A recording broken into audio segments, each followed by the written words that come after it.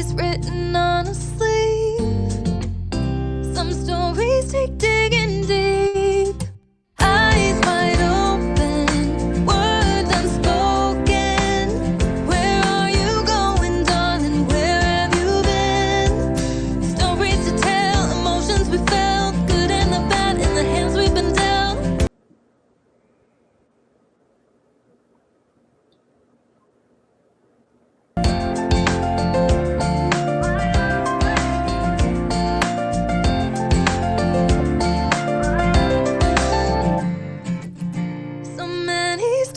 Right in front of me. Some people climb to heights I've never seen. Too many falling down off their feet.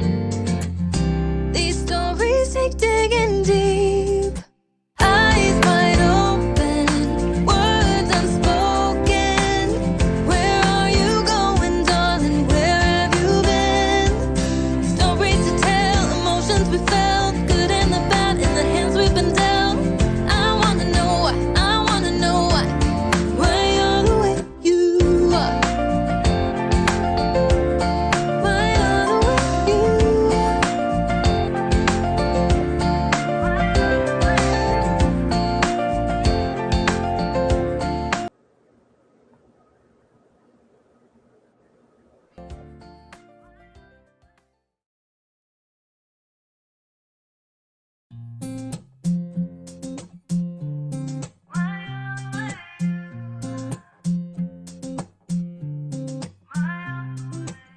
Tiptoe around with face of a stranger. Quiet observer, never get too close. I see the world, but it's through this window. Another side to see, I'm ready to know. Not every story's written on a sleeve. Some stories take digging deep.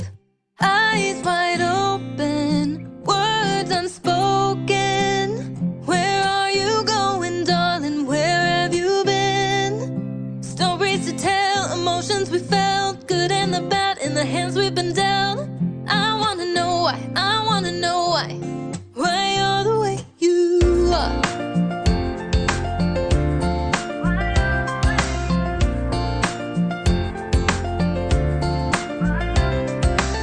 He's from the city, she's from the south. Two different chapters told miles out. The back row living in his White House. So many stories that I need to know. Not every story's written on a sleeve. Some stories take digging deep. Eyes wide open, words unspoken. Where are you going, darling? Where have you been? Stories to tell, emotions we felt, good and the bad in the hands we've been dealt. I wanna know why, I wanna know why you're the way you are.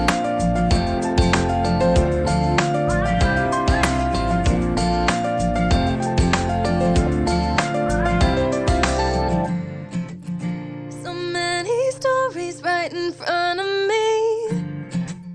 Some people climb to heights I've never seen. Too many falling down off their feet. These stories take digging deep. Eyes wide open, words unspoken. Where are you going, darling? Where have you been? Stories to tell, emotions we felt, good and the bad in the hands we've been dealt. I wanna know why, I wanna know why you're the way you are. Why you're the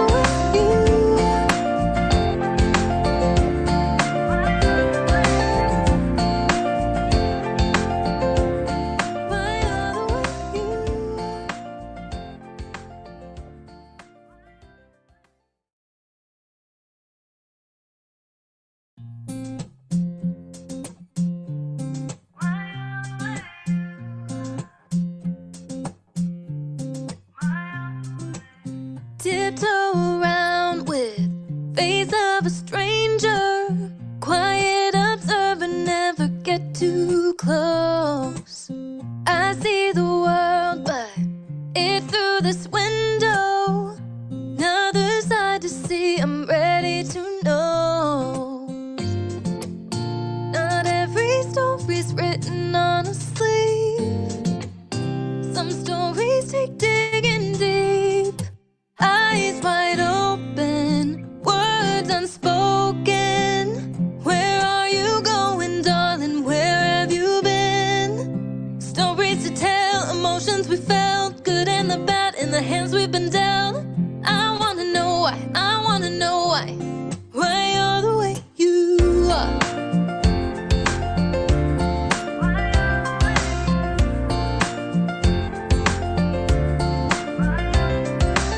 He's from the city, she's from the south. Two different chapters told miles out. The back row living in his White House. So many stories that I need to know. Not every story's written on a sleeve. Some stories take digging deep. Eyes wide open, words unspoken. Where are you going, darling? Where have you been? Stories to tell, emotions we felt, good and the bad in the hands we've been dealt.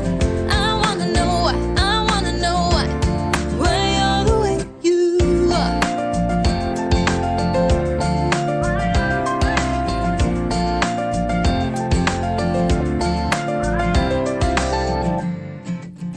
So many stories right in front of me. Some people climb to heights I've never seen. Too many falling down off their feet. These stories take digging deep.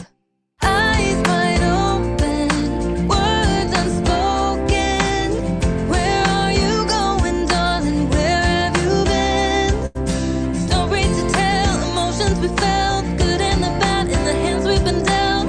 I wanna know why, I wanna know why you're the way you are. Why you're the way you are.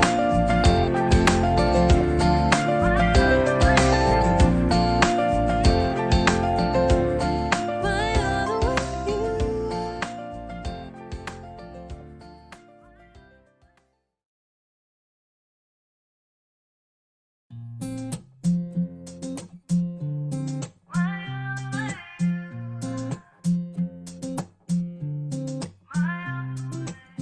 Tiptoe around with face of a stranger.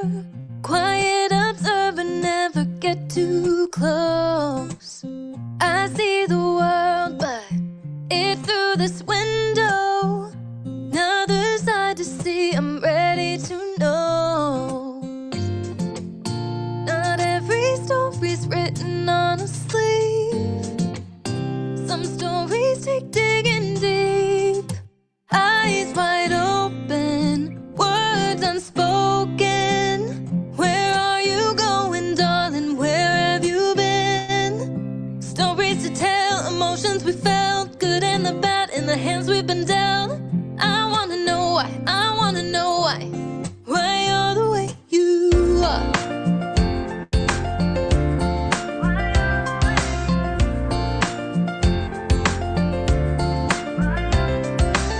He's from the city, she's from the south. Two different chapters told miles out. The back row living in his White House. So many stories that I need to know. Not every story's written on a sleeve. Some stories take digging deep. Eyes wide open, words unspoken. Where are you going, darling? Where have you been? Stories to tell, emotions we felt, good and the bad in the hands we've been dealt. I wanna know why, I wanna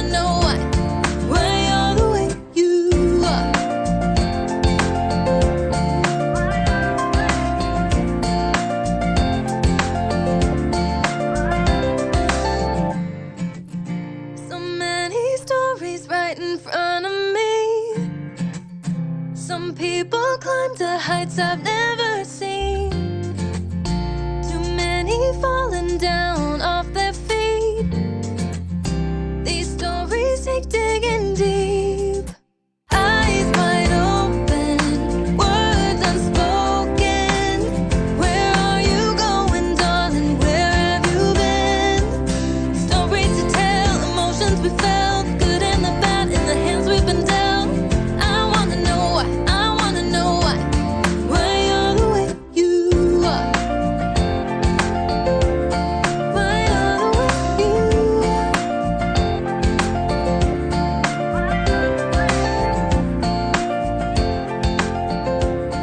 Why you're the way you are.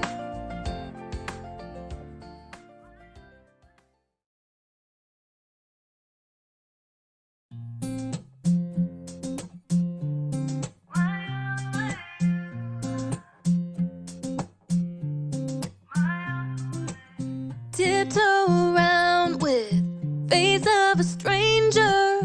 Quiet observer, never get too close. I see the world, but it's through this window. Another side to see, I'm ready to know. Not every story's written on a sleeve. Some stories take digging deep. Eyes wide open, words unspoken. Where are you going, darling? Where have you been? Stories to tell, emotions we felt, good and the bad in the hands we've been dealt. I wanna know why, I wanna know why you're the way you are.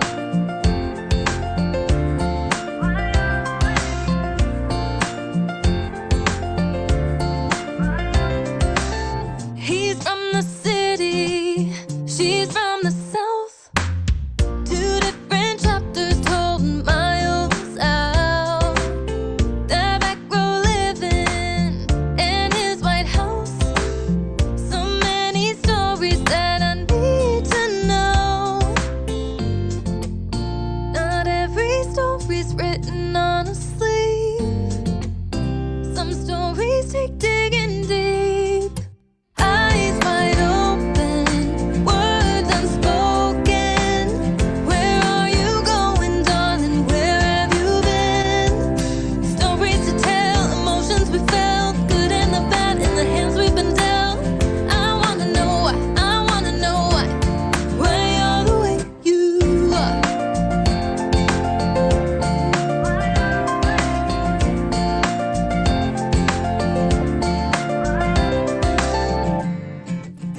So many stories right in front of me.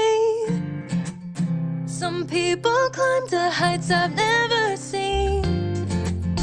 Too many falling down off their feet. These stories take digging deep. Eyes wide open, words unspoken. Where are you going, darling? Where have you been? Stories to tell, emotions we felt, good and the bad in the hands we've been dealt. I wanna know why, I wanna know why you're the way you are. Why you're the way you are.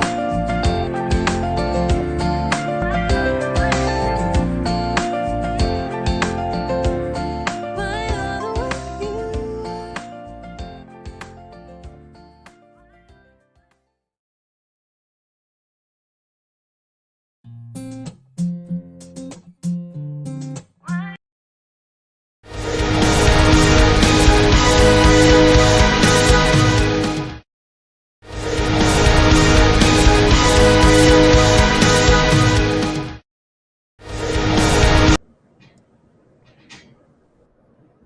Hello, everyone. Welcome to Silverline Wednesday WHAM.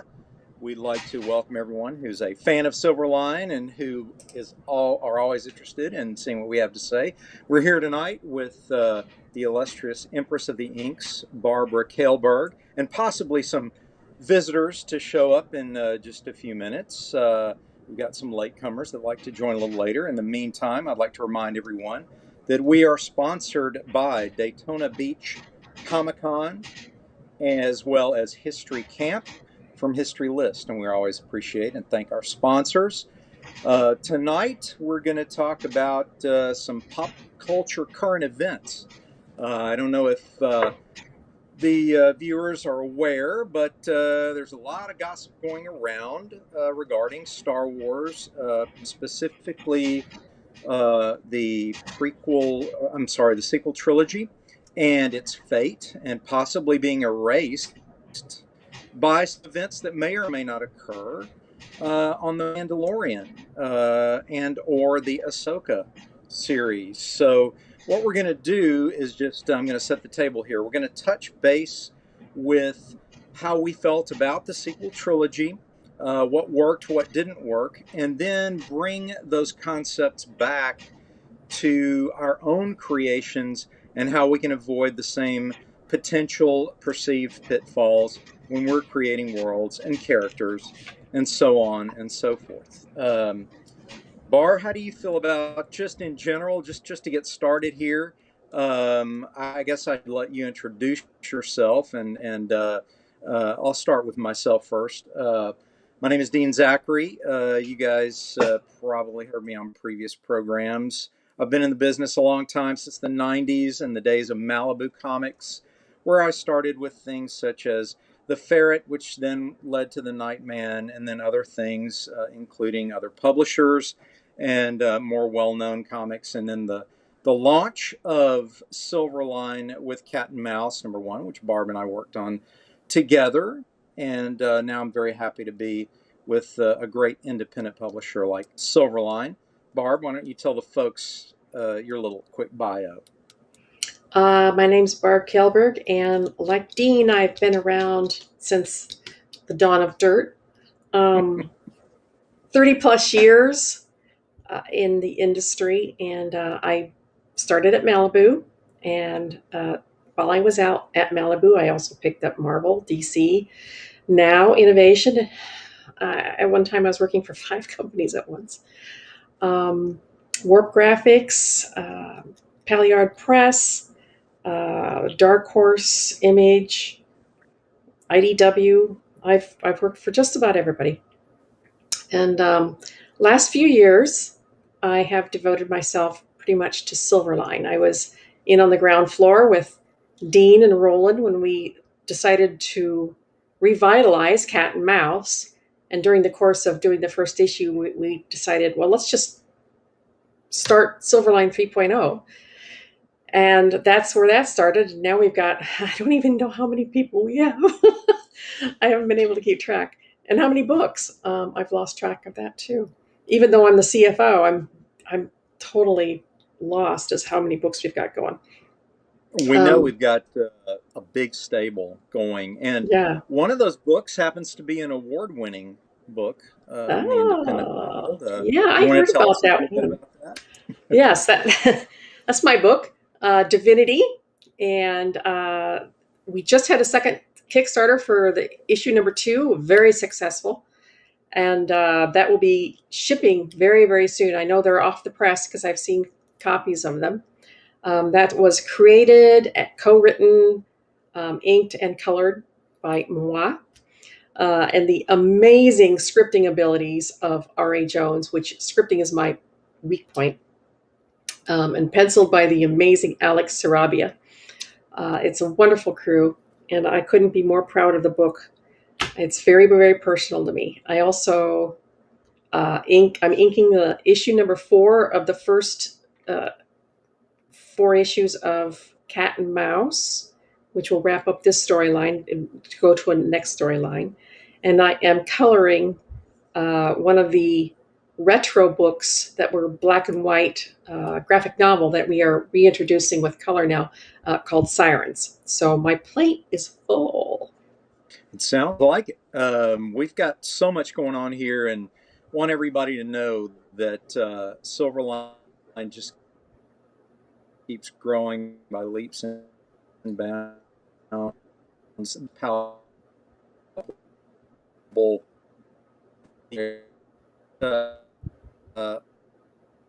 An independent publisher like Silverline Silverline allow is what to getting started again with Roland and the idea that we could take something that even existed before and had a fan base like Cat and Mouse did,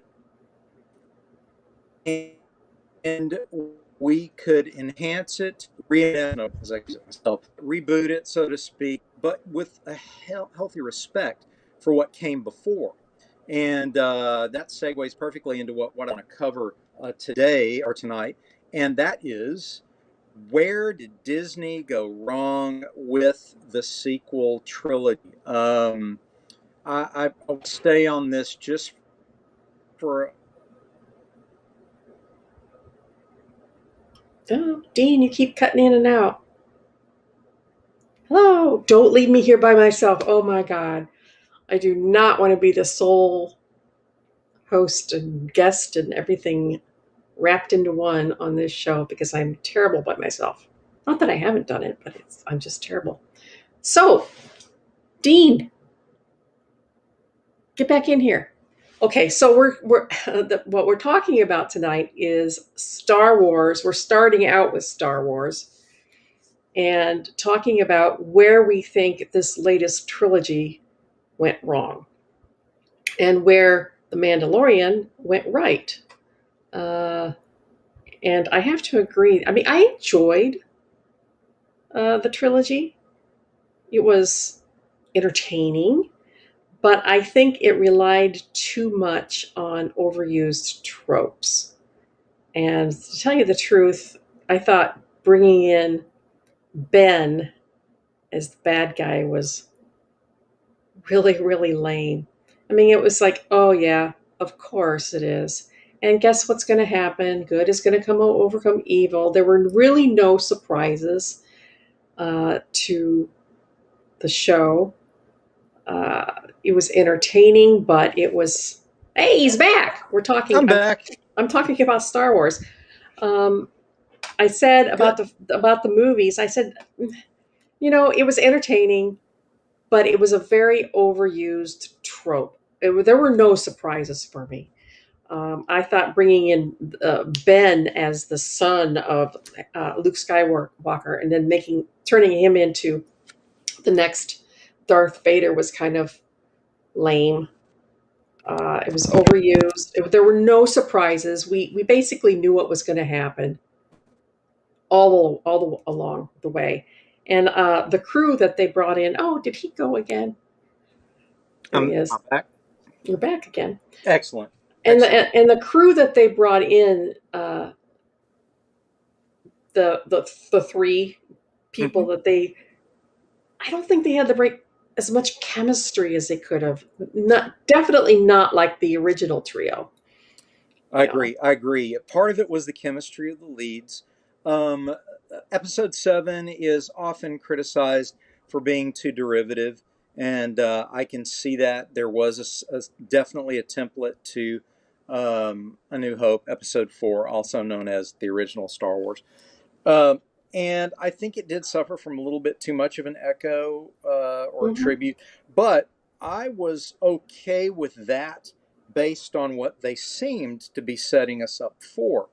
Obviously, Rey was the new Luke, and Rey was going to go through the maturing process to achieve a level that Luke did, and we were going to supposedly grow with her, and perhaps Luke was now going to be the mentor and take Obi-Wan's place. And the other supporting characters were sort of I guess, the comic relief along with the Han Solo surrogates.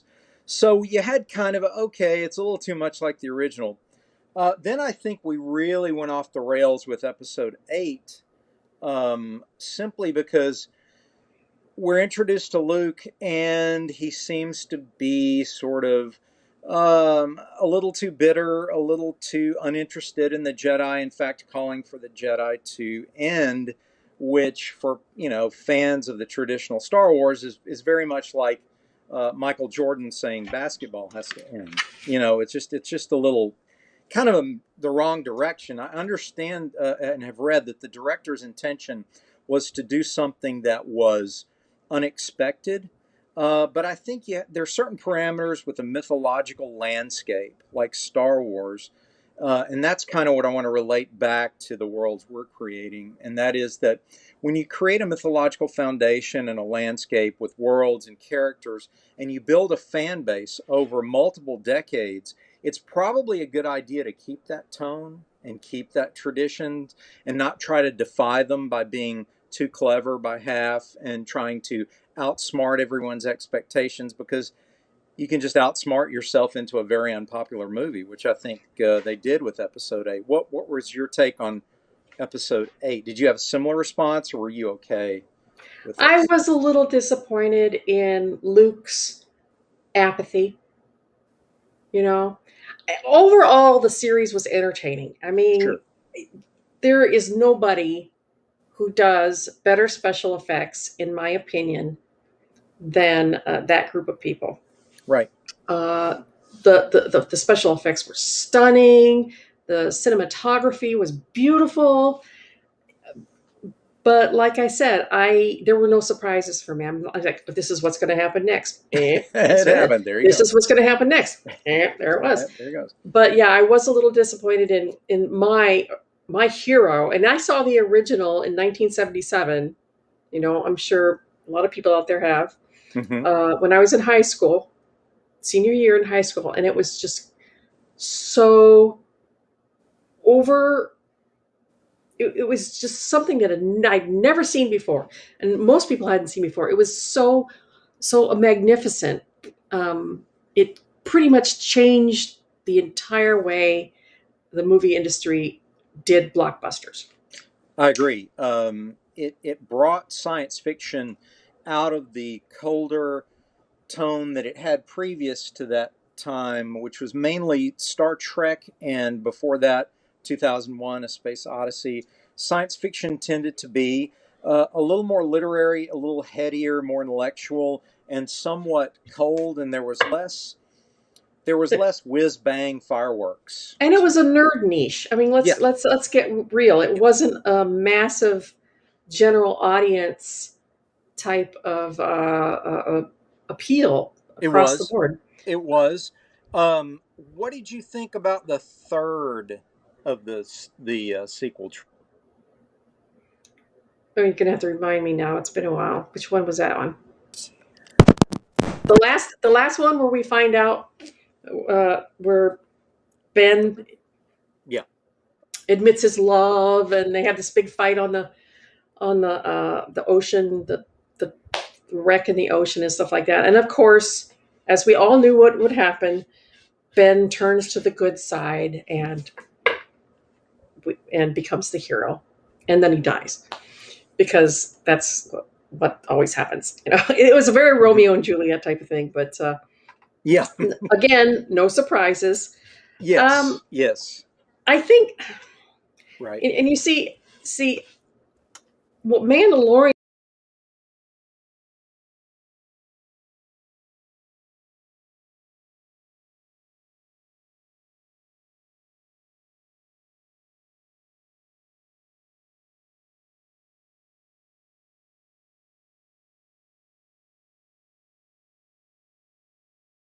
They died.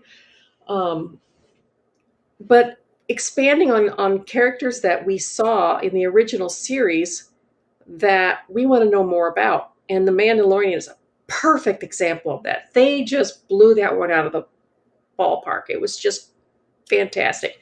And I'm so glad that there's going to be another season of that. And Dean is frozen again. Don't do this to me. Hello, Dean. Still there? You're frozen. All right, people. This is so fun. Are you guys hearing me at all? Now we are. Are you hearing us? And he's gone again. Right. This is like dead air. This is what everybody does not want on their show is dead air and I need some more guests on here with us. All the latecomers should be showing up any minute. And they're not. Okay, so Mandalorian. Go back to Mandalorian. I I thought that the writing was spectacular on that, and of course it was. Oh shoot, the guys that did the Sherlock Holmes with Robert Downey Jr. What was his name again? The director of that. He just did such a fantastic job. He wrote it and directed it, and everything was just spot on. It grabbed your attention. You got invested in the characters. Everybody fell in love with little Yoda, and here's where Disney dropped the ball on that. Is that they did not have their merchandise for Baby Yoda or whatever his name is. I can't remember it now. But they did not bring out their merchandise for a year after The Mandalorian came out. So there were black market Baby Yodas all over the place, and nobody could stop it because the need to get your hands on it was so freaking desperate that the people were snatching up right and left. And as far as I'm concerned, Marvel lost a ton of money because they were so slow on their advertising and merchandising on that. Sorry, Oh, I don't know if you can hear me. yeah. You got me. I'm going to jump on with you for a second, which is completely out of the norm for me. I don't like to be in front of the camera, but that's okay. While we try and figure out what's going on with Dean, but Star Wars is something that I can definitely talk to you about as well. Yay! So Everybody, this is our producer, and he's going to bail me out. So Guy Ritchie, I think, is who you were talking Guy about Ritchie, earlier. yes. I love Guy Ritchie. He's amazing. His stuff is so good, so good. I've kept up with him since Lock, Stock, and Two Smoking Barrels, and then just followed his career all the way throughout. The two Sherlock movies that he made with Robert Downey Jr., brilliant. I love them. They were amazing. They were really good, really good. They didn't get the love they deserved, but I thought they were great. I know. His cinematography is just so spot on. For sure. Oh, definitely. So I think Dean was talking about, if I'm not mistaken, just kind of where are we talking about sequels or are we talking about prequels? Well, we're talking about the latest round that came out. Where it went wrong. So the pre-sequels are I guess they are considered sequels now. We're at that point. I feel like for me personally, it's a different era of Star Wars, and I see Dean's trying to come back, and so hopefully we can get him back in here in just a minute. You got to stay on though. Yeah, hopefully we can get him there. If not, we may just I may just let y'all switch her back over to. I hate to do that now in the middle of the show, but maybe try Zoom again and see if that's working. But hopefully we can get this figured out. But as far as the sequels go, these new ones that just came out. It was a bittersweet moment for me, for sure. One, because as a father, it was really neat to share an experience with my kids. I'm right there with you. It was not the same experience that I had when I went to go see I didn't get to see the original trilogy in theaters. I grew up with them, but my generation got to see the prequels in theaters. And so that was amazing. That was really cool. I know everybody gives Phantom Menace, the short end of the stick. But for me, it was a new chapter in Star Wars, and it was really cool. And taking my kids to go and watch that movie was a really neat experience because I saw the same light in their eyes that I had when I went to go see. I am right there with you. I saw the originals, and I introduced my son to the Star Wars universe when he was 5 years old, and he was completely just swept away. And we saw all of the originals on VHS tapes, and then when they started up in the theaters again, they they reformatted it and added some little extras, and they brought them back out on the big screen again. So we went again, and it became a mother-son tradition to see every single Star Wars that came out from then on. And even after he left for the military, he would say, you got to wait until I get back. He would be on deployment. You got to wait till I get back and to see the latest movie. And then he got married, and I'm like, oh, well, he's going to start taking his wife now, but because we always made a date to do this. But it became a threesome then. He would take his wife and me to the Star Wars. It was always, this is our thing. Yeah. And that's cool. He definitely has his ideas on it too. And if you say you're a Jar Jar Binks fan, I'm going to have to leave the room. No, I will say that the gun, even just the dialect, the talk, all of that stuff just kind of threw me. I wasn't a huge fan of it. No, the pod racing was awesome though. I loved the pod racing. That was definitely a throwback to Luke and yes. his desert rat racing. I did love how they did that. That was fantastic, I thought. What criticisms do you have against the last trilogy? So against the last trilogy, I will say I felt there were a lot of gaps. There were some things that they teased us with, and then they just kind of pulled it back. Kind of like the relationship between Finn and Rey. I feel like there was something building up there, even to the point where, Finn was able to wield the lightsaber and, did a pretty decent job with it at first. I thought that we were going to see some force powers kind of come from him. And then I did feel like he kind of got pushed to the side as Rey's story really began to progress. And even Poe Dameron kind of, came to the forefront as well as the pilot. He was definitely our Han Solo. Definitely. And I appreciated that. I'm glad that we were able to fill that role with somebody. It was good to see. I would have liked to have seen more of him. And if they continue that, I would love to see his story. Oh, yes. Yeah, I agree. I think that would be a really cool spinoff to see how he did with his squad and seeing them kind of fly through the stars and do some really cool things with their X-Wings. How he got involved in all of this, how he got brought in, what his backstory is, and where he goes from there, from after the movie. I think it could be as good as Mandalorian, if they would develop his character. And he was the only Latina character that they've had. And I thought that was great. I would like to see more of him. I would too. Not to mention he was very good looking. So not too hard to look at. Yeah, he was pretty easy on the eyes. I can see that. I think the relationship with Ben and Rey also kind of came out of left field. I knew something was going in there. I didn't know what was going on with it. I didn't feel any intimacy, that's for sure. So I don't know, like when the kiss happened at the end of the last, the last episode, the last show. I don't know how I felt about it. I'm still a little weird. I don't know. I'm still processing that, I guess you can say. It seemed a little contrived. Yeah, I can agree with that.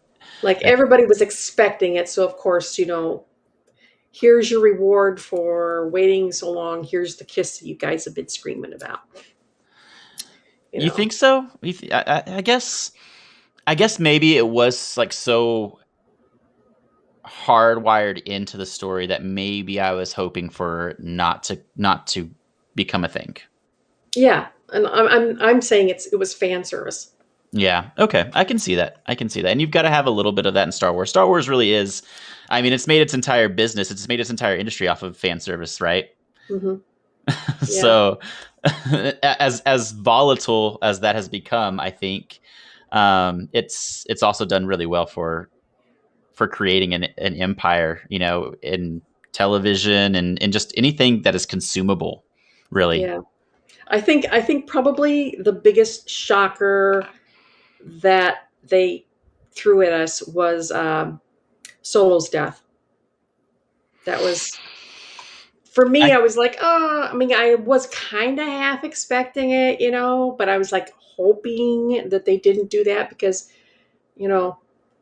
obviously Leia's gone and I wanted to hang on to at least 2/3 of the old crew, but That didn't happen. So what we're left with? Well, then we have none of them. Every single one of them went. I was like, You're right. You're right. Yep. All of them did. All of them did. except for Chewbacca. Except for Chewbacca.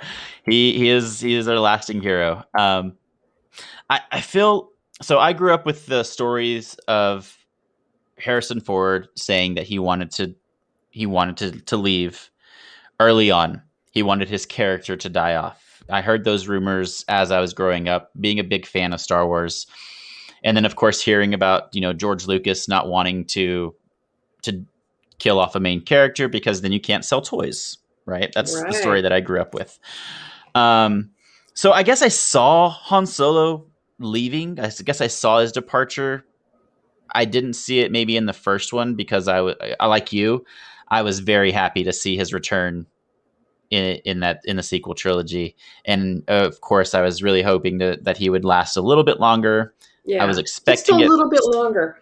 Yes, definitely. And I realize, he's getting a little bit long in the tooth, but then, why is he doing another Indiana Jones? I don't know. Y'all talked about that last time. I enjoyed that conversation. Yes.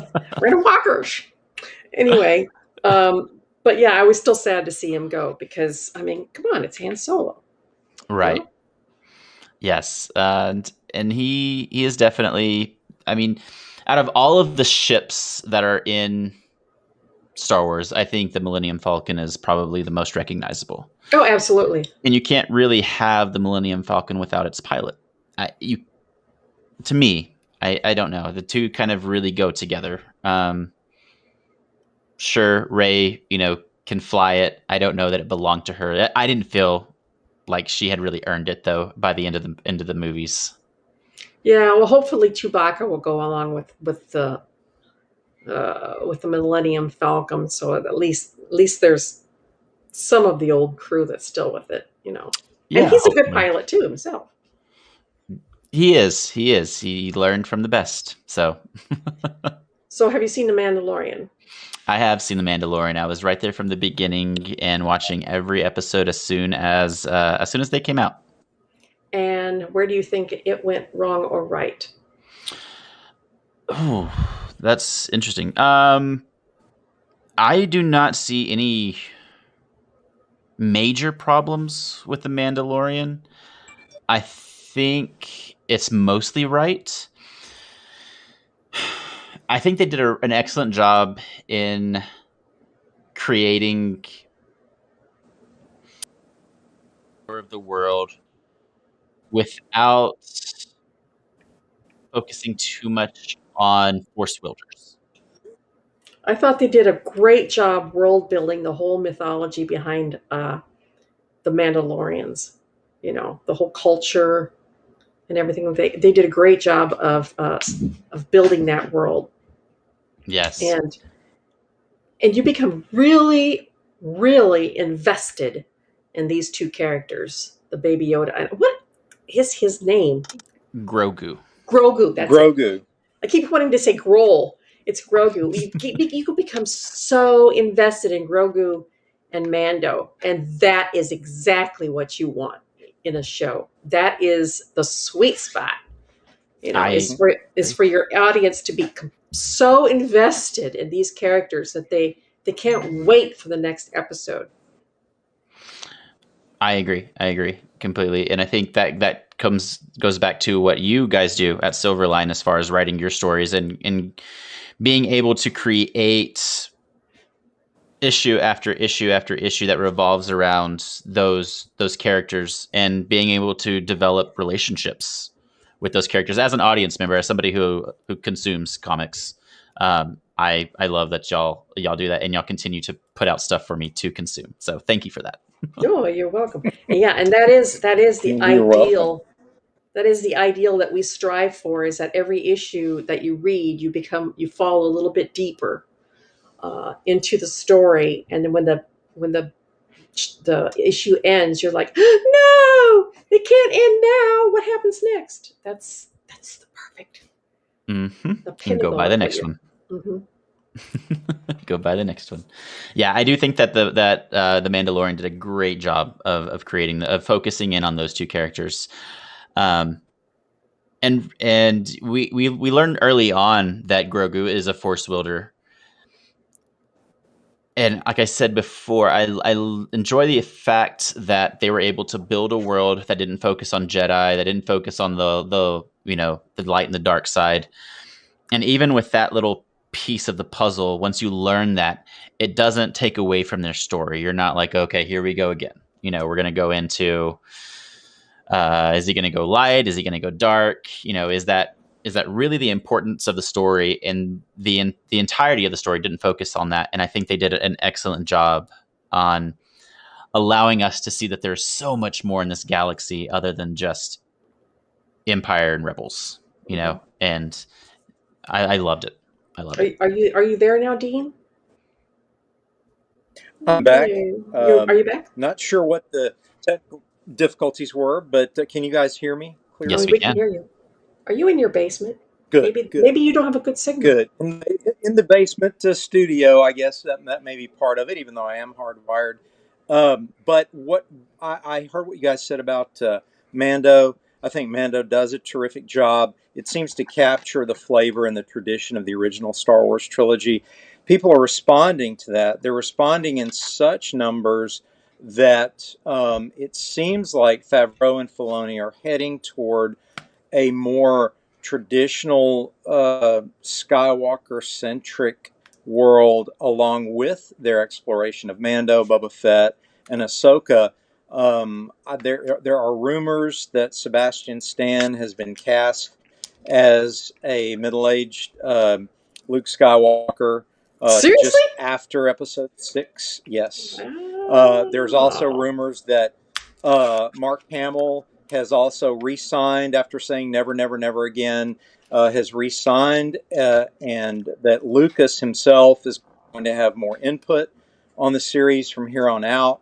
And I think the direction I wanted to address was that part of the problem with the approach to the sequel trilogy, as you guys observed so accurately, was that it was almost like they took the template of the original story and just plugged in characters that they thought would be appealing to the new demographic, a younger crowd, when really it's more about the story. It really is. It's the characters and the story together. It's the tone. Star Wars has a mythological backdrop, which is, good and evil fighting it out, and these Jedi Knights and what their discipline and struggle is to reach a level of proficiency that Luke reached. We didn't really get the feel that Rey had to go through as much of a struggle as Luke did. I mean, Luke lost a hand, he got thrown down a chute, he almost died. He was tempted with revenge against his own father, and then showed extreme compassion, virtue, and restraint by not taking out that revenge. So we saw this angry little whiny kid grow from angry teen to mature knight through the story. We didn't have that growth with Rey as much. I know they tried, but it just didn't ring true. What we're seeing with Mando is a redemption story, I think. Someone who is paid to do nefarious, somewhat nefarious, on the edge jobs, and then he becomes a protector. Without asking questions. Yes. Becomes a protector for this innocent child. That's a great redemptive story. I think it really is about tone and tradition. And for me, that was the approach I wanted to take with Cat and Mouse. It was about tone and tradition. Street fighting kids in a difficult situation, having to draw on their inner strength and their moral compass to fight human traffickers, even though, how do we do this when we're outnumbered, outgunned? And, I think we kept that with Cat and Mouse. How do you feel about that, Barb? You feel like we kept it? Yeah, I really like where Brett is coming from. I mean, he's a little naive, and Bobby is a little jaded, and they kind of meet in the middle, where Brett will bring his ideology, his love of the law into it, while she will bring her street smarts and her cynicism into it, and I think it's a good mix of characters. Now, for Divinity, we don't have any kind of a redemption arc, but we have two hardened soldiers who've They've seen it all in Afghanistan, and they're hard and they're cruel. They can be deadly and cold. And then they've got this child, who symbolizes everything that's good in the world. And they somehow need to become a family and learn to love each other, um, and protect each other while they're navigating all the cruelties of the world. And along the way, that we're going to meet other people who are good people who are going to be changed by it too. So it's going to be a big dichotomy of virtue and innocence versus cynicism and hate. I agree. I love the idea of divinity being that symbol of everything that's good and the innocence of youth and the fact that she's supremely gifted and arguably the most powerful being in the storyline, and but with the immaturity of her age and having to deal with that because again your readers, both young and old, can relate to that. I remember being a teenager and thinking, wait, I'm having to take on all these new responsibilities, but I kind of like just being a kid. But how do you walk through that door completely from everything being taken care of to, oh my gosh, this is all on my shoulders now. And you're not really emotionally ready for that weight. And it's going to be interesting to see how Ari Jones and you being the story the story runner, figure out how to bring divinity into this adult world with all the pitfalls and dangers she has to face. And that's the exciting thing about it is there's no, you can attest to this, but I love reiterating this for the audience. There's no overbearing editorial narrative to be fulfilled here. Nobody's telling you, hey, Barb, we got to sell toys, so we got to do this. You got to bring in a sidekick. Can you bring in like a little robot or something? Maybe we can sell some toys. Yeah. No, nobody's bugging you like that. They're just like, go with it. Tell us the story you want to tell. That's refreshing to me. Sorry, I had a light above me. Oh, okay. Okay. No, I was saying that's very refreshing, and the excitement that awaits the people who are, the audience. I can wait to read number two. I haven't gotten my number two. I'm waiting for it, but I know they're going to ship out soon. But the fact that we're going to get to see her grow, we're going to see her mature. That's going to be fun to watch, and to see how the family, as you so accurately called it, how they gel and how they unify under the stress of their common enemies in a very dangerous Do you world. remember how old you were when you were first really came smack up against the cold reality of the world? Really scary cold reality of the world? Do you have any Yeah. stories? Uh,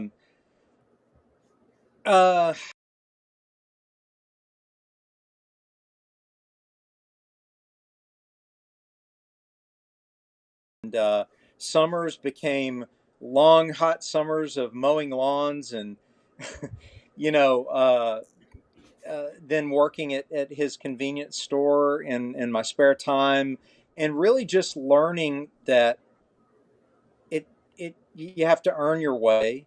And I remember working at the convenience store, and I was so overwhelmed because I had a delivery on the truck. I can't remember what soft drink truck was coming in.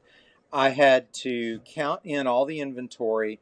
I had a rush of customers, and I had to make change, um, and people lined up, and I was a teenager, and I remember just sort of locking up for a moment and just thinking in that moment, like, I can't do this. How am I going to do this? How am I going to take care of the guy? I've got to sign a change. I got to think this through. I've got a line of people at the door. People are getting annoyed, looking at their watch, getting angry at me.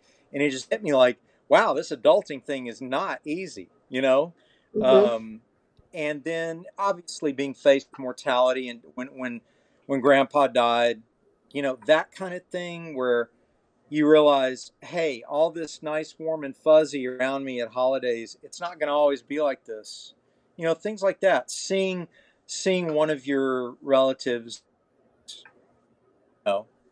in that Yeah. situation, and seeing the grief and everything. So yeah, growing past that and realizing, hey, life is a lot of struggle. What helped was having a great family, a great mom and dad, and sort of foundation.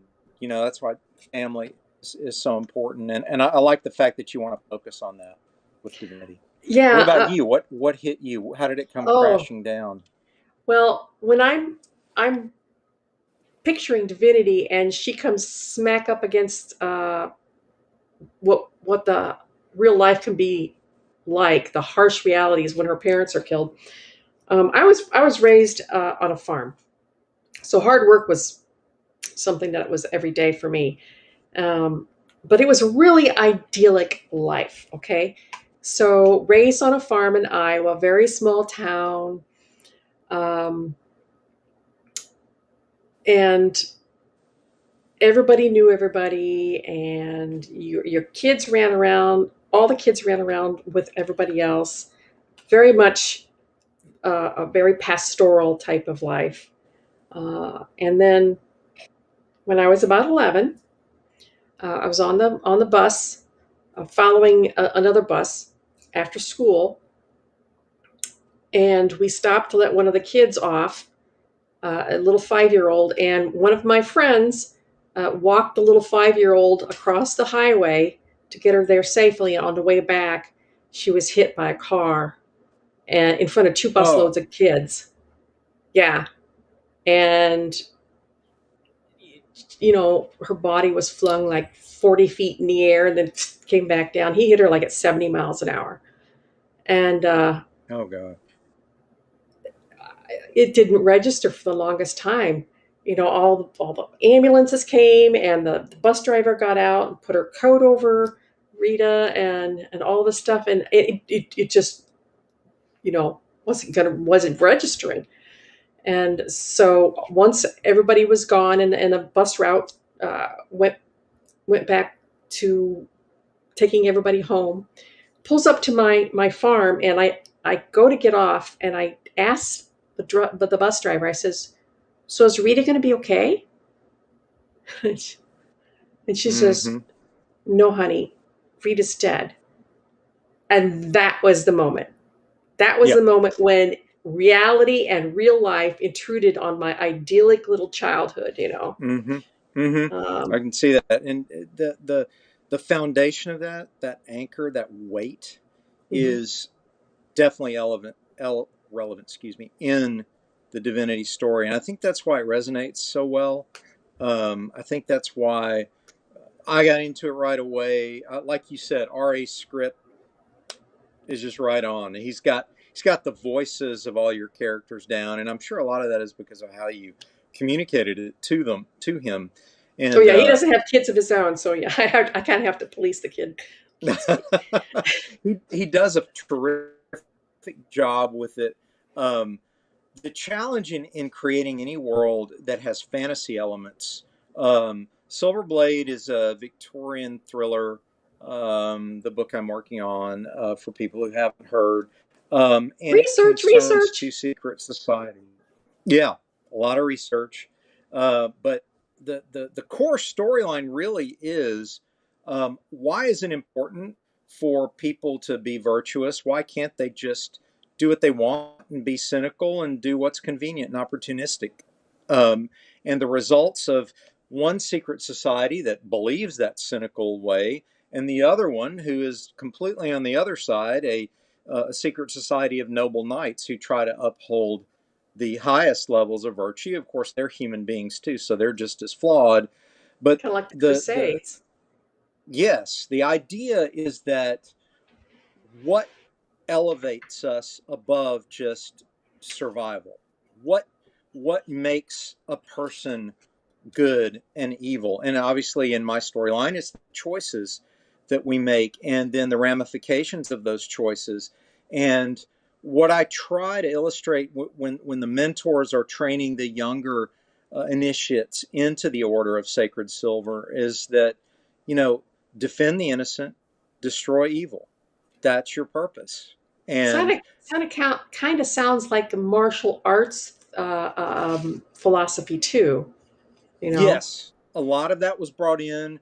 A lot of the idea of, you're being given these special skills, but you have a responsibility along with them. The old Spider-Man idea as well. With great power comes great Power comes great responsibility. responsibility. You know. Right. And so the idea is, because I grew up a Boy Scout and, having to learn the Boy Scout law, we were taught to be trustworthy, loyal, helpful, friendly, courteous, kind, obedient, cheerful, thrifty, brave, clean, and reverent. Wow, you remembered all. I do indeed. I was a Girl Scout. I still have my sash. Yeah, and I remember that, and it has carried me through a lot in my life, and a lot of good and bad. And I think that it would really help for me to share that code of virtue as much as I can in my stories, because after all, I like telling stories with clear heroes and clear villains. And I think that was part of the appeal of the original Star Wars, was that, and the fact that, what does it really mean to be a good guy? What does that really mean? Does it mean you're perfect? No, it means you're trying to live up to a perfect ideal. And I think it's still important to encourage that. And that's really what Silverblade's all about, with all the trappings and the Victorian tone and the cool sword fights, and answering the question of, why does silver defeat evil, which I always tease that, but that is going to be explained in the story in a way that I don't think has ever been done before. And the idea of, how do we live in a fallen, cynical world and retain that humanity and compassion and virtue? How do you remain a Boy Scout or a Girl Scout, when faced with a culture that oftentimes looks at us as being just kind of silly Pollyannas, like, oh, come on, guys, nobody believes in that stuff anymore. Just get real, Well, I do.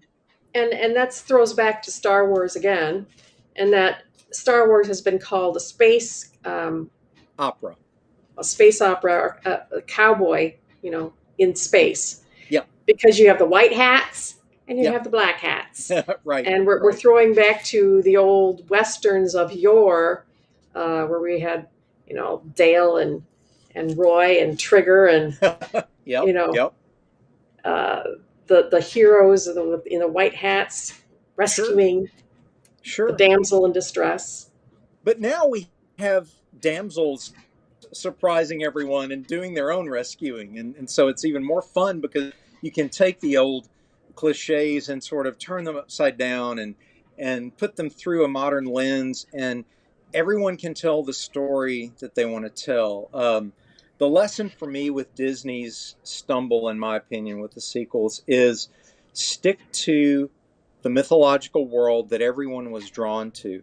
If it was a space western, let's leave it a space western with Boy Scouts fighting bad guys. And I think they're getting there, and I think they're still doing that. And I think that as creators, again, Silverline provides us with a playing field like I've never had this before. There were editorial controls, and you've discussed them with us before. Oh yeah.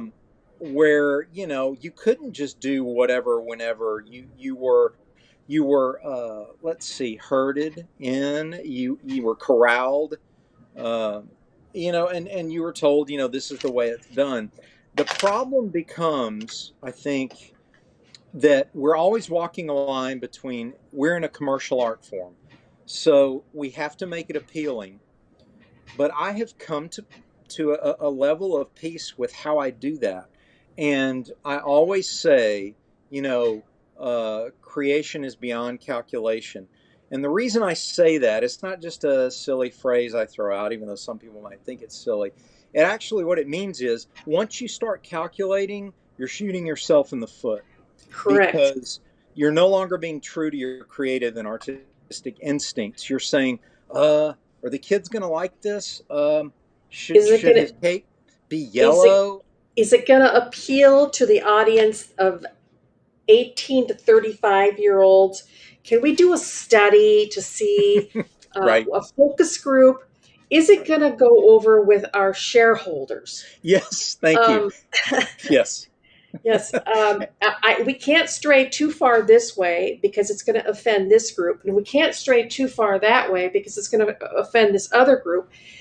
We have to make money, so we have this specific little box that we have to fit in order to satisfy the shareholders on this side, the fans on this side, the possible movie rights on this side.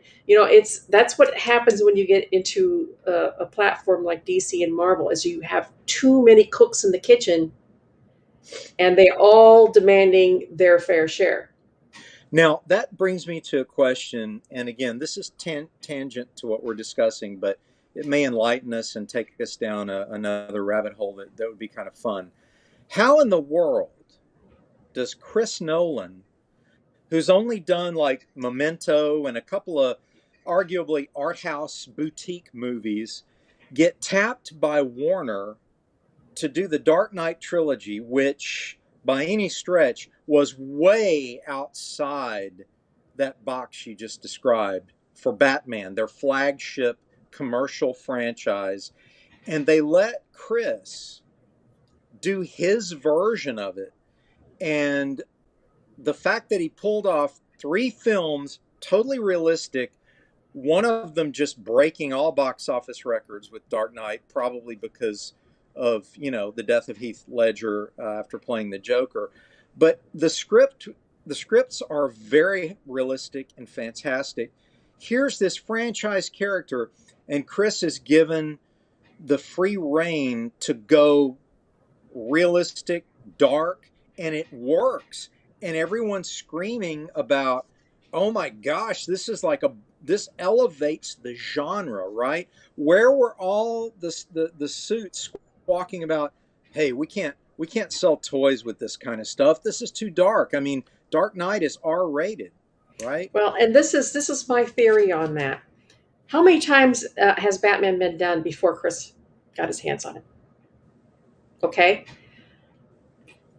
every single one of them tried to conform to a fairly standard DC motto. Try to fit into the mold that DC had set, to varying degrees of success. Okay, and people were getting, another Batman movie. Mm-hmm. And then Chris comes along and says, let me stir things up. What have you got to lose? I mean, we've done this to death in the books, in the movies. Batman has been done to death for 40, 50, how many years now? 70. 70, sorry. Yeah. Showing my age. For 70 years now, it's just a rehash of a rehash of a rehash. I mean, there's only so many stories that you can tell within the prescribed mold of Batman. So why don't you give it to me and let me stir the pot and see what happens? And that's my theory. That's what I think happened, because I mean, it's been done to death. So is Superman. Yeah, I agree. And what we saw was so encouraging in many ways. The artist in me was a little bit disappointed that we didn't have huge statues and fins on the Batmobile and all the cool artsy stuff that I'd been drawing, for a decade at the time, or a decade and a half.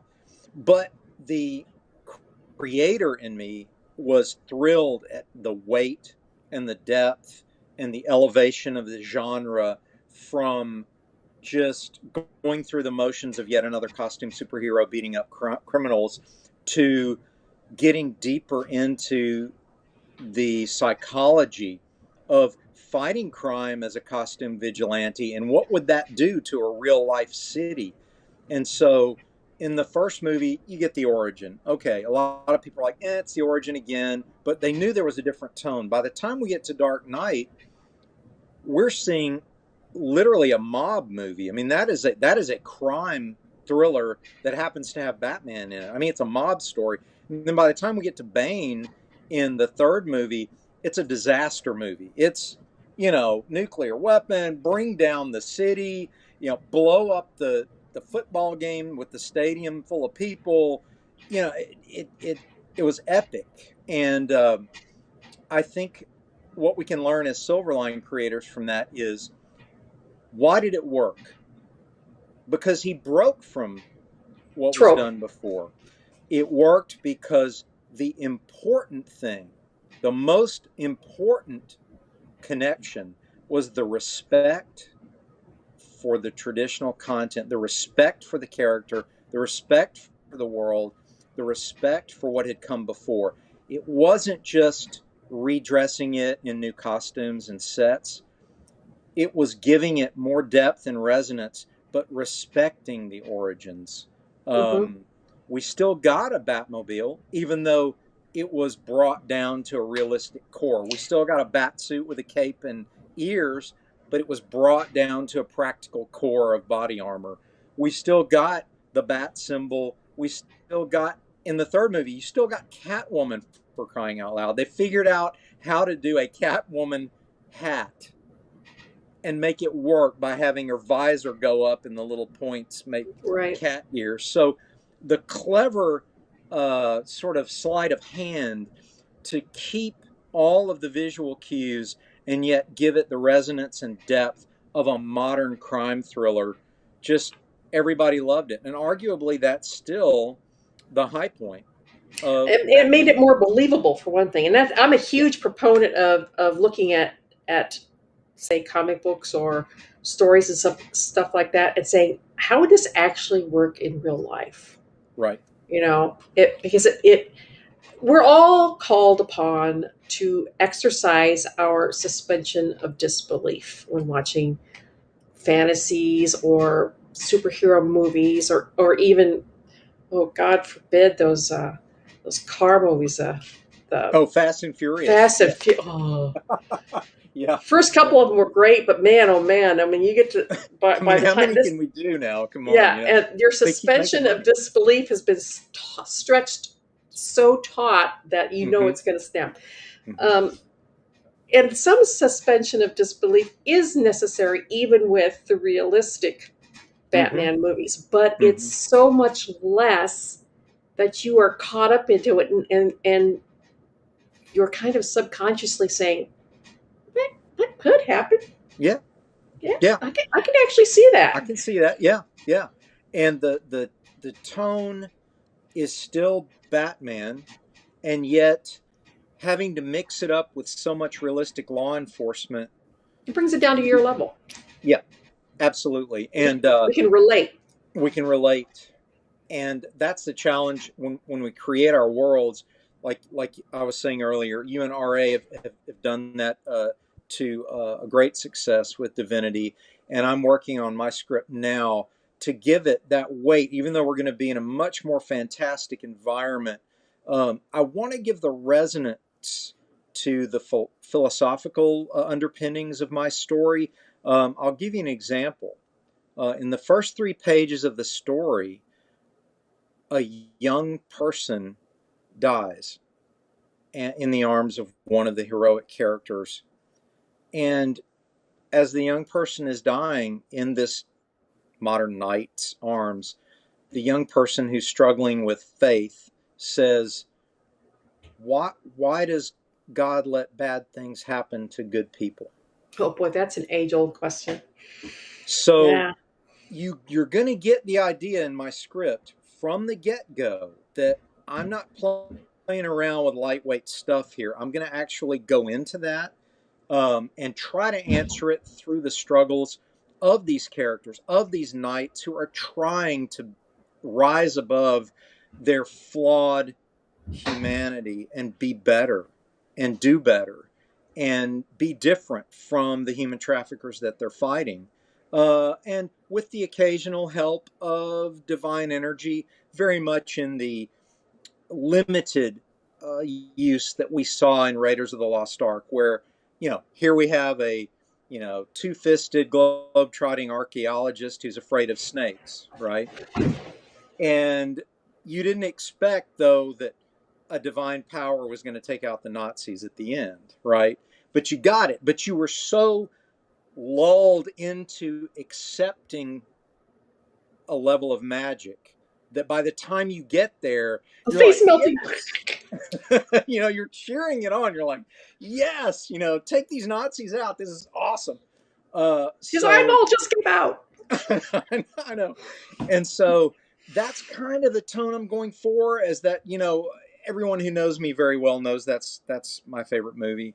And so I wanted that tone. I wanted to capture the sort of rollicking adventure and the flawed humanity of our leading character, but at the same time, throw in a little bit of divine magic every now and then to let you know, hey, wow, in this world, we see some cool fireworks too. Just like in, well, I think in Mando, how long before we saw Jedi magic? I mean, it was a while, you know? We We saw were in a little great hints. We world. saw little hints of it from Grogu, who would do little tiny things. Mm-hmm. When he Mm-hmm. wasn't eating everything in sight. Yeah. Um, And I think that's what brought us into Mando's journey was, okay, here's the man with no name shooting up everybody, ruthless, but he just can't bring himself to turn a child, even an alien child like this, over to this nefarious cabal. So he's going to become the child's protector. Those fans of Lone Wolf and Cub know oh that yeah, that's a oh template yeah. there, and it works very well. Mhm. But the idea works so well and so appealing because what we have now is an opportunity for redemption of Mando. Like, he's been that guy. Maybe he doesn't want to be that guy anymore. And then you brought up the idea of the Mandalorian world and their traditions, be it a throwback to the Native American traditions. That's kind of what it feels like, sort of a Viking blend with Native Americans. This is But the what way. Yeah, this is the way. And whatever that is, it's a great backdrop. So again, world building, respect for the origins of where these characters evolved from, and the mythological underpinnings of, in Star Wars case, and in the case of my story, broad definitions of good and evil. There's not much gray in the mythological stories that I like to tell. And again, when I discuss these things, I want everyone to know too that I'm not saying this as this is the way it should always be. And I'm saying everyone's ideas are welcome. If you want to do a story that's all gray, do a story that's all gray. I'm saying be true to the world you create and be true to your own instincts and creative intuition, and don't ever calculate. Um, I think the Todd McFarlane example is the best. The most impossible costume, and still everyone loves Spawn, right? I mean, what? Chains all floating around? What? That giant cape? I mean, it's the size of, a train. What? What? How does that work in real life? Artemis who's got an 8 foot long ponytail. It's like, how is that? But it doesn't matter. It's true to Todd's world. There's a resonance there. It's true to his instincts. It's true to the background. I think it should encourage everyone, especially now that we're in a world where we're not bound by the two boxes of the big two publishers. We can go anywhere we want. We're everyone is welcome at Silverline. Once you reach a certain level of professionalism and within the PG-13 parameters, we have room for a fantasy, action, adventure, mystery, thriller, horror, Children's book. comedy, children's book. Got a Yeah, couple of those.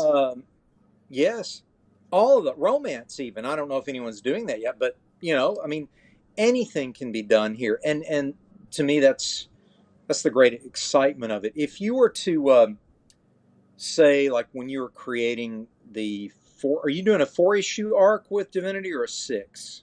4 issue to begin with. It leaves it on a cliffhanger. Well, not a cliffhanger, but and what happens next type of thing. Okay. It resolves the first part of a story, but of course it leaves the entire overarching thing wide open so that you can keep going. Sure. When you were mapping it out, um, did you build the world first, build it as you go? And then a secondary question, when you wrote out the outline or plot or however you did it, did you know when you started where it was going to end? No, I don't. I don't know where it's going to end. Um, I know where I want to go, but I don't know the end of the journey. Um, I'm figuring that out as I go. But I mean, we were only 2 issues in, and we've got the first 4 issues completely scripted. So we resolved the first little arc, but it leaves it wide open to continue. Uh, and I don't know what the end of the road is. And there's a couple of questions that people have asked me, well, that I can't answer yet. Like, how powerful will she become? I don't know yet. Because she's just beginning on her journey, so she's got a long ways to go. And I guess we're going to find out as we travel the journey together. Uh, as far as the characters and who they are, yeah, I had all of that. And uh, I had two things going for me for this. Number one, I've been a mother to uh, a girl. And number two, I'm also a mother to a soldier. I've had a lot of vets in my family, and my son's a master sergeant, and he's 17 years into his 20-year uh, tenure, and so I get to pick up a lot of the mindset of soldiers, and also of a lot of the opposite side, the worry and the fear and the terror and trying to speak in code when you're not allowed to tell what's going on when you're on the other side of the world. Uh, it's an entirely different world. So I bring two perspectives to the story, and I really, but I'm a horrible script writer. Not horrible because I am learning and I've done it before, but I don't have confidence in my script writing. So I needed RA, who is a master of it. Only Yes. RA's never had any children, and he doesn't have any military experience. So I bring that to the. So we really, really do make a good team. Although he's been reading a lot of books, but I comb over the scripts and I'll say, well, uh, this needs to be a sniper rifle, blah blah blah, because you can't shoot long range with an Uzi, RJ. That doesn't work, um, Yeah. Yeah. so oddly enough, I am the one bringing the technical expertise to the book, and my father's a gun collector too, by the way. So Oh, that's awesome. it's a little bit of role reversal here, where the woman is bringing the expertise, and but I also bring the mothering, and he brings all the amazing. He puts it all together. I just dump all this in his lap, and he just makes gold. He spins gold out of this straw that I dump in his lap. So Well, it seems to be working. The way I work is I write a rough plot. I know where every page begins and ends. I know where every book begins and ends, and I have to decide the destination.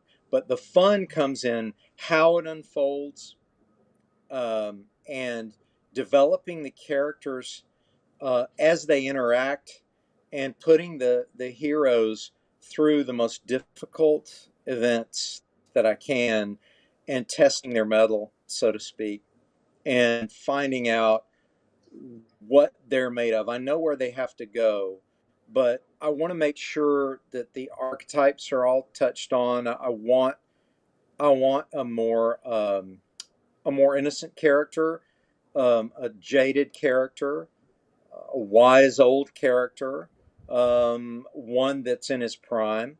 Um, I want the female character not to be stereotypical, and it's difficult in some That's a ways to write hard about. line to walk. Yeah, I'm getting a lot of input from others on that. A woman in a Victorian era who wants to be an archaeologist. You know, it's one thing to be Lara Croft Tomb Raider in our current contemporary day, but if you want to be Lara Croft Tomb Raider in 1892, it's going to be a little bit different. So She might have to disguise herself as a man from time to time. well, she definitely has resources, which helps. Independent wealth due to her father being, you know, super wealthy and having run around the world with another globetrotting literary character named Alan Quartermain. So, Oh, yeah, we have some guest appearances from some literary people in this. So, Dr. Van Helsing is in it as well. Again, I'm tying together the idea of silver defeating evil. So I'm even bringing in peripheral characters from Dracula and Frankenstein's experiments to give us the idea that a lot of these secret societies have been around for a very long time, and they touch upon a lot of the classic myths. But as far as Elizabeth Dane, um, Elizabeth is going to be the window pretty much through which we have the adventure. She resents the Order of Knights because she blames this idealistic group of crusaders for her father's disappearance and presumed death. At the same time, she's fascinated by what they do and what they know. And as she becomes more involved with their artifacts and their subterranean museums and their arcane rituals and all of the things that she discovers and the evil that they're fighting, she definitely wants to be a part of it, as does the American cavalry officer who is there in London for his own reasons. Um, his family members were affected by this evil cult, and he's there to track down what happened to them. So all these characters are brought together, and there's a feeling of again, real white hats versus black hats. That's definitely there, but it's a story about struggle with faith as well, because as we know, when bad things happen, we ask that question if we have a faith based foundation.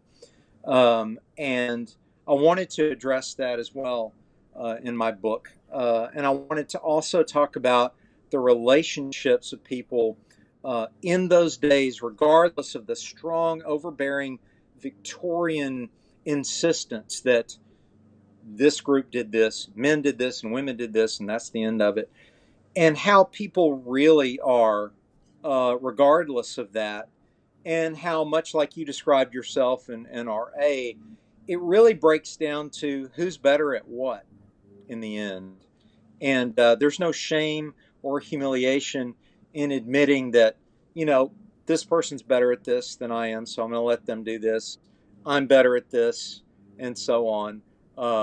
I can tell you right now from my own experience, my wife is infinitely better at navigating the bureaucratic paperwork of insurance companies than I am. So when it comes to those types of issues, I let her sort of navigate through the paperwork. She understands bureau speak better than I do. Uh, so, you know, and there's again, you know, it's that understanding of a family, and I'm going to bring that to the story as well as these characters experience these awful situations and horrific adventures and soaring adventures at times. Um, they're going to learn to depend on each other and to break down the stereotypes, the unfair expectations that are put on people, and be human beings. And hopefully, that's the window that people will experience the story in. I hope it's exciting and fun, and it's an adventure. You know, I'm right now having a lot of fun doing covers for people. I had a great time doing a cover for Divinity. Hopefully, I can. Oh no. Another one of our books that I hope everyone is looking at. Working on one for Shadow Ghost right now, and my own covers, of course. But what again? I'm just excited by the stable of what Silverline is offering. Couldn't be happier with the company, that I'm working with now. Here's a question for you. We're going to go back to Star Wars a bit. Yeah. If you had a choice to do your own Star Wars based program like The Mandalorian, um, what characters would you choose to focus on? Wow. Okay, really easy. I would choose to pick up the story right after Return of the Jedi, where Luke has accomplished the goal of confronting his father, um, and defeating the anger and desire for revenge in himself by showing mercy, and then watching his father kill the Emperor and the Empire being partially destroyed, but we all know that there would be warlords and military leaders vying for control in the aftermath of Return of the Jedi. And I would pick it up where Luke assumes he's the last of the Jedi, but it's time to rebuild. And I would send him on his first quest as a newly minted Jedi Knight to seek out the Jedi Temple and learn everything he can and find out what he's supposed to do. And I would put the huge bounty on his head and have Boba Fett and a number of bounty hunters after him, because he would have a bigger amount on his head than Han Solo ever thought about having after what he did to the Emperor. And I would want to tell that story. It'd be episode 6.1, I guess. All right. So So if you had to choose other characters besides our main 3 or 4, if you count Chewbacca, whose story would you want to tell? A side character, a like side we character, like they did with Mando. like they did with Mando. Okay. Let's go back to. Let me think for a moment. It's with me, it's a Skywalker story, but if you had to push me into that, I would say let's tell the story of someone in Vader's life. Okay. Um, what about? Well, we covered everything in the prequels. Um, what about? Wait, you don't want to tell the I backstory don't of Jar see Jar anyone really Binks? there.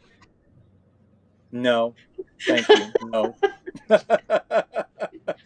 I really want to stay Skywalker centric, I think, because that's the spine of it to me. The Mando story is good. Um, I like that. I think maybe Darth Maul There you go. That would be might be interesting. interesting. What brought Darth Maul to where he is? Was he always choosing the dark side? Um, what turned him? He's arguably one of the more popular villains in the series, but we don't know. Now, I'm sure people are going to say, well, Dean, there's tons of backstory on him. You just haven't, gone down the rabbit hole far enough. And there probably is. But it might be fun to see him as a young, whatever he is, alien, and what took him in that direction to be what he is, you know? Did he have a chance to choose another way? And what made him choose that? That might be fun. Trying to think about characters in Jedi, the Return of the Jedi, that might be interesting too. I like a peripheral character that hasn't been addressed in live action so far, and that's Mara Jade, who's part of the extended universe. I've heard a Mara lot Jade about was Mara known Jade. Yeah. as Wasn't she She is known supposedly as the Emperor. could have been like the lover of Luke Skywalker? Maybe wasn't Yes, she rumored to be? she is rumored to be in the first spin-off novelization before we got the prequels by Timothy Zahn. Hmm. He created a very interesting story that told us what happened to Luke a few years after Jedi and his entanglement with Mara Jade and love affair and children that came from that union. And I've always thought that it may have been a mistake for Disney to try to avoid that, obviously, most likely, so they wouldn't have to pay Timothy Zahn too much money. But he did a terrific job of spinning off those characters. One, it would be Mara Jade, because how did she meet Luke? How did their relationship unfold? As we know from the prequels, um, the Jedi are supposed to be detached from romantic relationships, but being human beings, they're going to have romantic relationships. So, how did that happen? And did they have children? And what happened to those kids? So that might be another realm. But that, as far as a character outside of the Skywalker saga, I think Mara Jade would be my pick. And Okay. just as a side note, there are also rumors that she has been cast as Oh, well. really? Hmm. So, Hmm. yeah.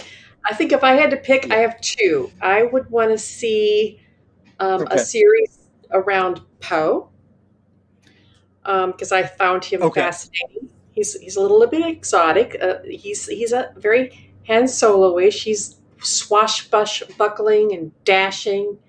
And we lost Dean again. And the other one I think I would like to see would be Qui-Gon Jinn.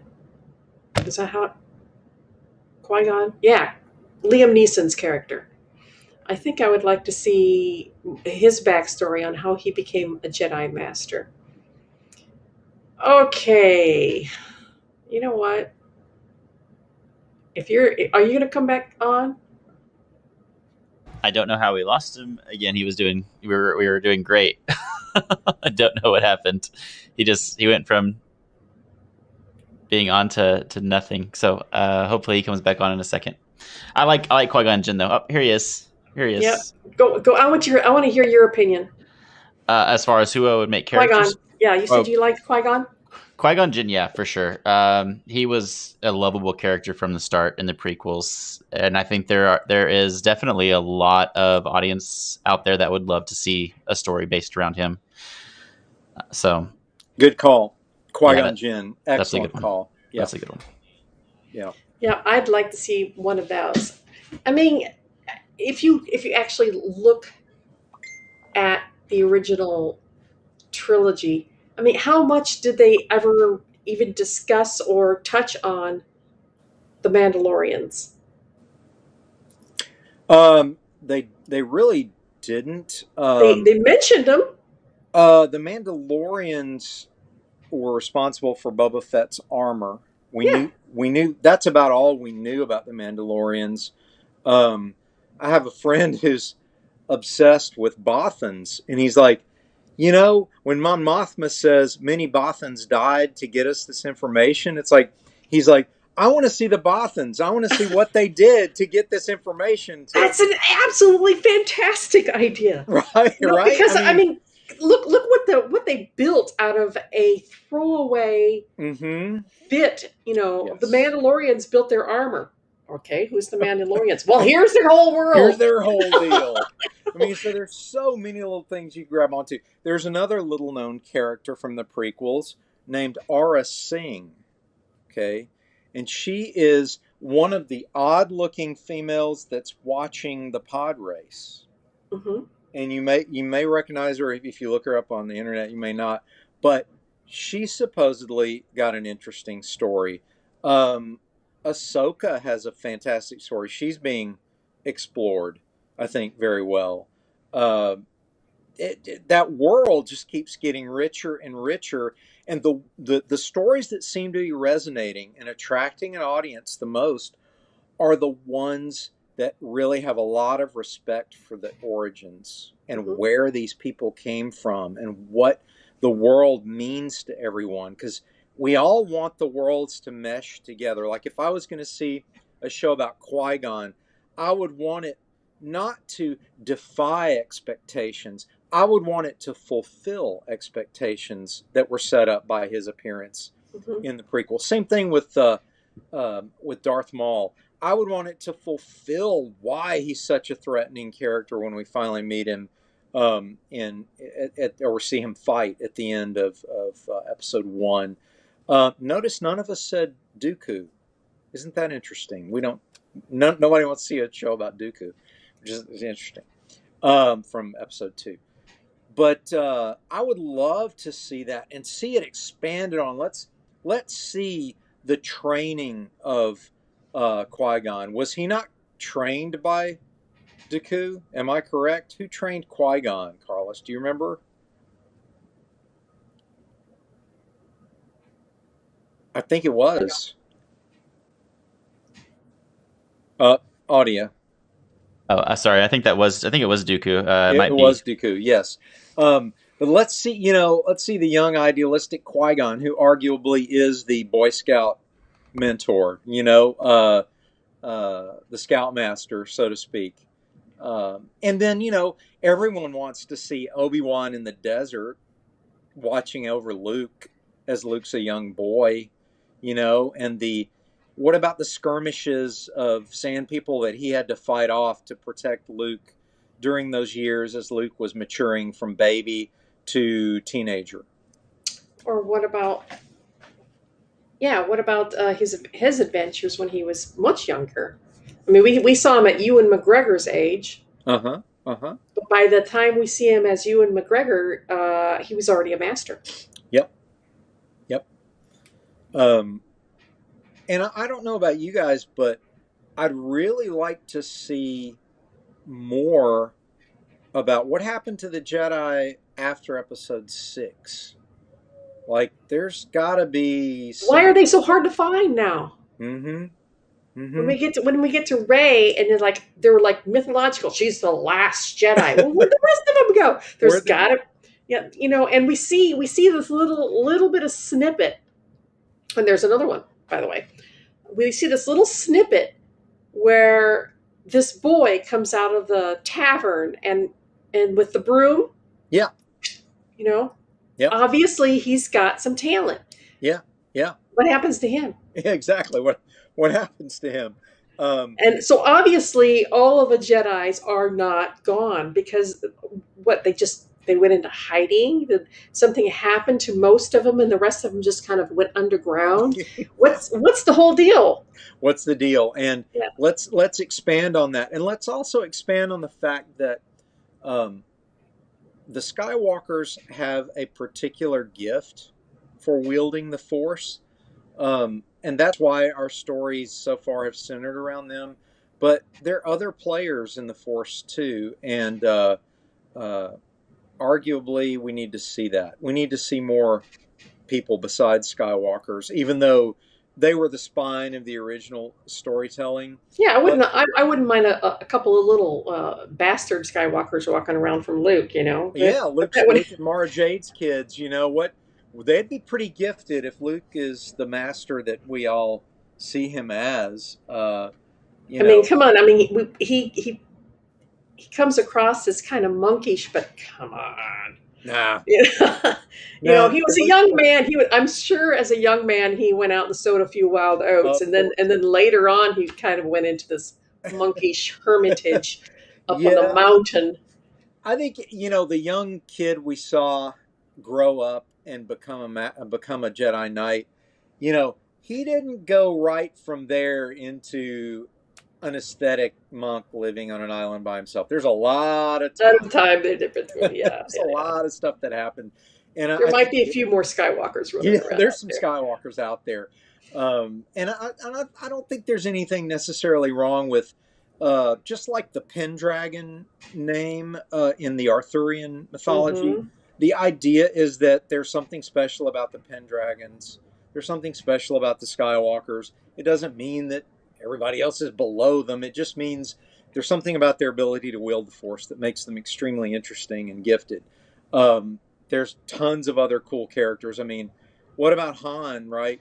You're telling me Han didn't, like, dilly-dally around, perhaps have some affairs when he was separated from Leia? The only thing about Han is that he didn't have any of the Force, but then neither does Mando. So Exactly. it doesn't always have to be about the Force. It can be people around them that have the Force, like Grogu. Right, like Grogu. Mhm. And I think also, more importantly than having the Force is the general aesthetic of the entire franchise, which is rising above and defeating evil. yes. Even rising above your own shortcomings, like Solo did not want to be a hero. Right, He was right. dead set on becoming a hero, and he just couldn't help himself. Couldn't help himself. So the journey of Han Solo, let's explore that a little bit. Where do you see? Oh, and there he goes again. Oh, and he's back. Am I back? Okay, And he's back. and I'm back. His growth from a cynical to rebel hero, true for you? I think that reflects also on the current Mandalorian series, where we have There I am, back. where we have the cynical, kind of jaded, seen everything, seen a lot of bad things. Has a very sketchy ethical background, Mm-hmm. and maybe is kind of disgusted with themselves because of it. And the same with Mandalorian. I mean, he never asks any questions. He just carries out his orders. You kill this person, there. Yep. Don't ask why. Just kill him. Yep. And sooner or later, you got to be kind of questioning: is this really my life? Mm-hmm. Isn't there a better purpose, a higher purpose to my life? Is this all I'm ever going to be? And I think that the Rebel Alliance gave Solo something to give him purpose, and Grogu gave Mando a purpose. And it, as you said, it's a redemption arc. I think it's a redemption arc for both of them, because they have a chance to become a better person, to feel better about themselves, and to find a higher purpose for their life besides just all the blood and guts and sadness and scum of the earth type of thing. Because pretty soon you realize that you're scum of the earth too.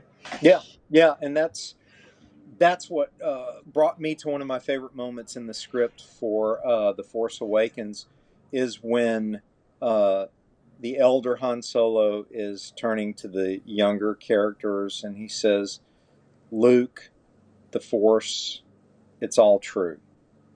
And that was a brilliant way to reinforce what came before, show the respect to what came before, but also show us that as a skeptic and a cynic, even though we assumed, based on how Han Solo was introduced again in Episode 7, oh gosh, he's fallen back into his smuggler ways, even in light of that and the seeming fall of Han Solo again, he recognizes that no, it all happened, it's not mythology, and it's true, and the tragedy that separated him from his friend Luke is the reason we're telling the story we're telling.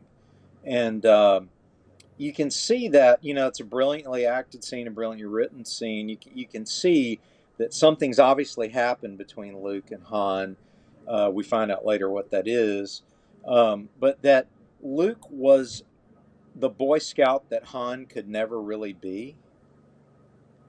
So there's an admiration there. There's a growth there. Like, yeah, I was the cool guy, and who had the hot rod and got all the chicks, and you were the whiny punk, but you're truly the hero, It, you know? very vaguely, that also reminds me of Captain America and Tony Stark. Tony Yes. Stark. Tony Stark is a very cynical, and Captain America is like, "Oh gosh, shucks, and we got to do this because it's the right way." And Yep. and Tony's like, "Oh my god, Mm-hmm. he's Yep. he's such a cynic, and yet he can't help himself Yes. but to do the right thing, Yes. even though he's still cynical." Um, he wants to be a better person, and he looks up to Captain America, even though he makes fun of Captain America for being such a boring white bread, uh, idealistic man child with old fashioned values, and he just rolls his eyes at that. Secretly, he admires that, and he strives to prove himself to Cap constantly that he's worthy of respect as well. Yes. Again, this is going to bring something around full circle. There's a similar relationship between Bruce Wayne and Clark Kent Oh yeah, yeah, absolutely. Yep. because Bruce gets his hands dirty, and Bruce has a lot of unresolved anger and issues, obviously, and wants to do the right thing, but it annoys him to no end that Clark has this Boy Scout attitude about doing what's right because it's what's right. And yet there's a part of Bruce that wishes he could be more like Clark, just like there's a part of Tony that wishes he could be more like Steve. Um, Wishes he could recapture the idealism of mhm. his youth. And that's, I think this will hopefully help some creators who are struggling with writing Boy Scout characters. I've been told by so many creators over casual dinners and drinks and so on, oh, Dean, you can't write those characters anymore. They don't resonate. Nobody likes them. Nobody can write them anymore. They come off corny. It doesn't work. Actually, I disagree with that. You can. It's just harder. It's more challenging. Um, to write Superman now would be a great challenge for an aspiring writer. To write a Superman like character now would be a great challenge for somebody who wants to explore what it's like to be a Boy Scout in a cynical world. Yeah, Um, the world that we are living in now, uh, you can't you can't be naive. right. There is no naivete left in the world today. However, you can make a conscious choice to do the right thing, Yes. despite all the odds against you. You can say, and I mean, I was raised this way. You got to understand, Iowa farm girl. My Yeah. father was like, a handshake is a deal, Yeah. his word is his bond. That sort of upbringing. So, and I try to pass that on to my kids, but it's very, very hard to live that type of ethical life these days. Where you put value on a work ethic and your word and honesty and integrity, stuff like that. And it's a conscious choice every single day to live that kind of life. And if you could write it like that, um, it works Yes. because it's still there. I mean, people out there are still like that, but they're not blind. They're not blind to black and white, and they're not blind to the gray areas either. Correct. Uh, but they are choosing, despite the gray areas, and it can be very, very difficult. They're choosing to hold to more old-fashioned values.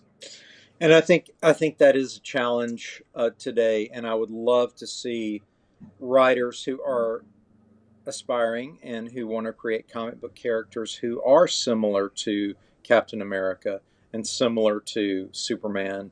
Um, you can do it, like you said, if you write them as aware that the world is a complex place filled with gray and how to choose to do the right thing, even if it means your detriment. Um, what would Cap do, right? You know, it's like okay, there's a wallet on the ground with $500 in it, Mm-hmm. and there's the elderly woman walking 100 feet away with her purse hanging half open, right? So those of us raised with a certain set of virtues know what to do. Some people don't have the benefit of the virtues we were raised with. Some people choose to walk away from those virtues, Everybody and else is doing it. I might as well too. yeah, That I sort of might thing. as well take the 500 and run, right? Yeah. Now, and So, every time you think that no longer exists in the world, something pops up to remind you that it does. Just tonight on the local news, okay. a few days ago, there was a hit and run in Madison here, and somebody was killed, and the young man, eventually turned himself in, and it was because his mother said, "I did not raise you to run away from something this. You need to turn yourself in and do your time." And he did. And then she said, and then they interviewed her, and she said, "I tried to raise my son right, um, and what he did was wrong. And I told him that I didn't raise him that way. That he needed to turn himself in. And I plan on going to the spot and laying flowers for that poor family because I can't imagine uh, that my son caused this much distress." And I was like, "Oh my God, there's some of those people left." Yeah. Yeah. And that's encouraging. And hearing those stories, and maybe that'll encourage people who want to create and who want to tell stories to not be afraid, put some characters that have virtue in them, and let's do that. We've had anti-heroes now since 1986, right? With the Dark Knight Returns, right? Deadpool. Deadpool. I mean, how many anti-heroes can we do? I mean, I started noticing anti-heroes since way back with The Man with No Name, and then Hmm. Snake Plissken in Escape from New York, and Yep. then, it just kept going. But in the world of comics, really, The Dark Knight Returns, Watchmen, and then we deconstructed heroes for the next 35 years, right? So it's just too easy. Let's maybe, just maybe, step into the world of, what if we tried to create Boy Scouts again, but smarter Boy Scouts, right? More realistic. More realistic, right? Yeah. Nothing And I mean, wrong with that. the whole anti-hero thing is going down so far down the path. And don't get me wrong, I absolutely adore Derek Robertson. I Sure. used to be an inker for his pencils, but oh my God, The Boys! Oh, that the Amazon show, The Boys. Talk about anti-heroes. They're just everything that heroes should not be. Yeah, and I mean, I don't know. Maybe it's just me, but I've seen enough of that, because I've been seeing it since Frank Miller and Alan Moore in the late '80s. So I'm kind of like, okay, guys, isn't it harder to write Superman now? I know it's harder, but you can do it. Give it a shot. Give it a shot. Um, well, how are we doing on time, Mr. Producer? Are we about to wrap up, or are we still got some time? Again, I want to thank Barb for being here tonight. I want to thank everyone for watching and listening and supporting Silverline, our sponsors. Again, Daytona Comic Book Convention, and also History Camp from History List. I want to give a shout out to Carlos for being a great producer and being patient And with jumping us. in, Did a good and job jumping in and when talking. when we have man cave interruptions to our to our links here. But I want to thank everybody for tuning in and enjoyed it. Thank you. I think that's it. Are we out? Oh, stretch it. Yeah, do we have the band that we can do the make Silverline? Oh, I do. I do. I do. All right, everybody. All right. We'll sign off Make. the right way. Yep. Yep. Here we go. Here we go. Ready? Make mine Mine, Silverline. Silverline.